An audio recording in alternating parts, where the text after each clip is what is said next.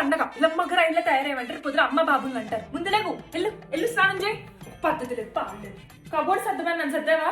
ఎల్లు ముందు సర్దు. అబ్బా పండగైతే సర్దాలేంటి? ఇదిగో చీపిరిచుకుని పడతాను, వెళ్ళు. నేను వస్తున్నాను, వెళ్ళు. దీన్ని ఎవరైనా రూమ్ అంటారా చెప్పు? చెత్త ఏంటి, చెత్త కుప్పలా ఉంది. ఇగో నూనె డబ్బా తీసుకురా, నూనె పెడతాను.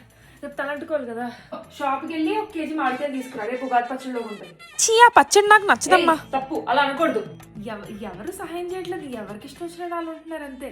మొత్తం నేనే చేసుకోవాల్సి వస్తుంది. రేపు 1 గంట చదువుకో. కొత్త సంవత్సరం రోజు చదువుకుంటే సంవత్సరం అంతా చదువుకుంటావంట. అలా ఎవరు చెప్పారు? నాసా సైంటిస్ట్లా? వాట్సాప్ లో చూసాను నేను.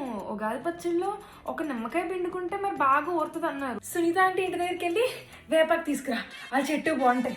ఇదిగో నాన్నకు కాల్ చేసి మామిడాకులు మర్చిపోద్దని చెప్పు, ఇంటి ముందు కట్టాలి.